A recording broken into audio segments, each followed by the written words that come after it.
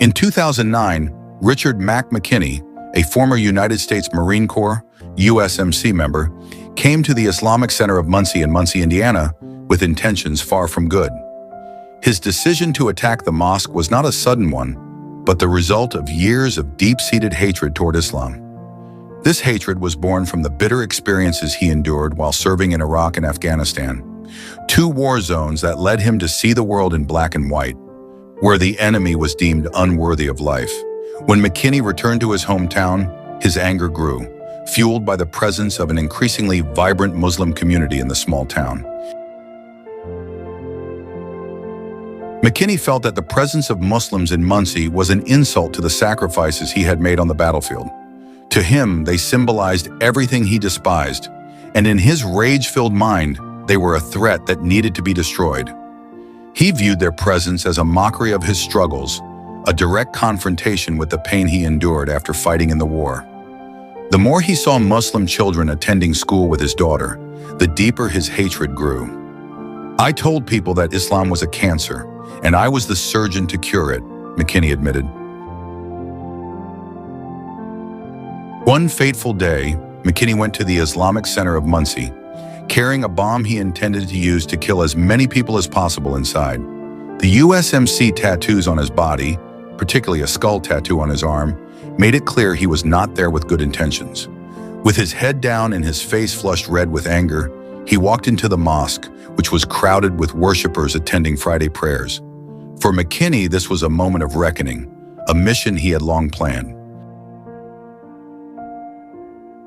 However, what he encountered there was entirely unexpected. Instead of the fear and darkness he had anticipated, McKinney was met with an entirely different response. The people he intended to annihilate ended up saving his life. As he approached the mosque, one of the Muslim community members, Jomo Williams, who was present at the time, sensed something was off. He was walking a bit fast, his head slightly down, and his face was a bit red, Williams recalled. A sense of unease immediately set in. McKinney, approaching the mosque with burning hatred, was unaware that the people inside did not see him as a threat, but as a human being who could be saved. When he finally reached the group, several individuals displayed extraordinary courage by approaching him. They did not back away or flee. Instead, they confronted him in a completely unexpected way, with kindness and bravery. They saw that behind his hatred was a wounded man who needed healing, not destruction. Even more surprising was the action of Mohammed Barami, one of the founders of the Islamic Center of Muncie, who unhesitatingly approached McKinney and embraced him tightly. Barami, an Afghan native, wept as he hugged McKinney, whose confusion was evident. "To this day, it still doesn't make sense to me," McKinney later admitted, reflecting on the moment. He couldn't comprehend how someone who was supposed to be his enemy could be so full of love and forgiveness. To him, Barami was an unexpected brother who gave him a new lease on life. Following the incident, McKinney felt torn and bewildered. For years, he had been consumed by hatred toward Muslims. But on that most unexpected day, he discovered something far stronger than his hatred: forgiveness. The decision to return to the mosque and try to understand the religion he had long considered his enemy was not an easy one. Yet slowly but surely, he began to feel something he had never experienced before, a sense of peace and calm that defied words. He returned to the Islamic Center of Muncie, this time with a slightly more open heart. He began reading the Quran, and although he initially felt alienated by its teachings, the deeper he delved, the more he experienced a peace he had never known in his life. Months passed, and McKinney began to change. The fiery hatred that once consumed him gradually faded, replaced by genuine understanding and compassion.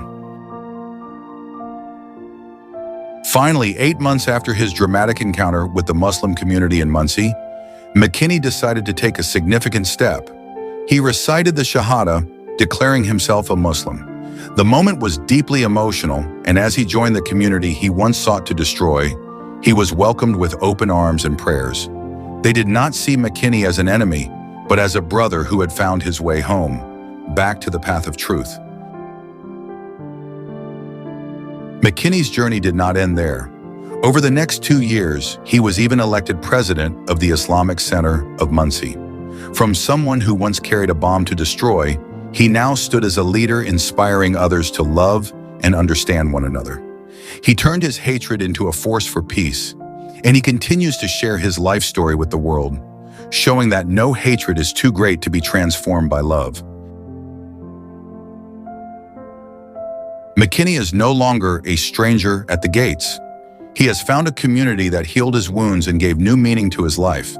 He found brothers and sisters not on the battlefield, but through sincere faith. This dramatic story demonstrates to the world that even in the darkest moments, there is always a light ready to guide someone toward extraordinary change.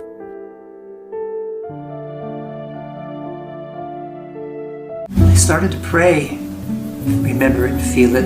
I felt like my heart just ripped open. It was that next year where I became a Muslim, alhamdulillah. Muslim oldu.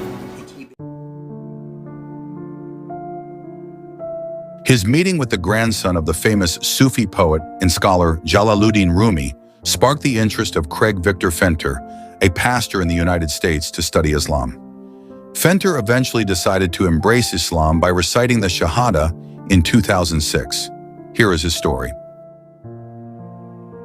Craig Victor Fenter was born in 1955 in the state of North Carolina, USA, and raised in Los Angeles.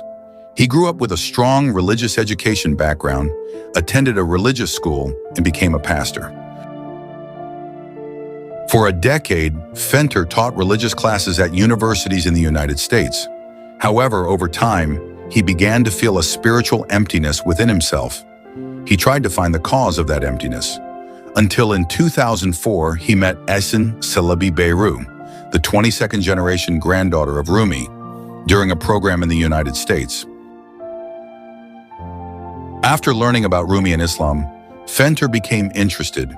He then visited Konya in 2005 at Beyru's invitation to attend the commemoration of Rumi's passing. There he witnessed Sebi Arus, the night of reunion, when Rumi united with God, which is commemorated in a special ceremony. Fenter was deeply impressed by Rumi's story, the Sufi dance known as the Sema ceremony, and the spiritual atmosphere during the event.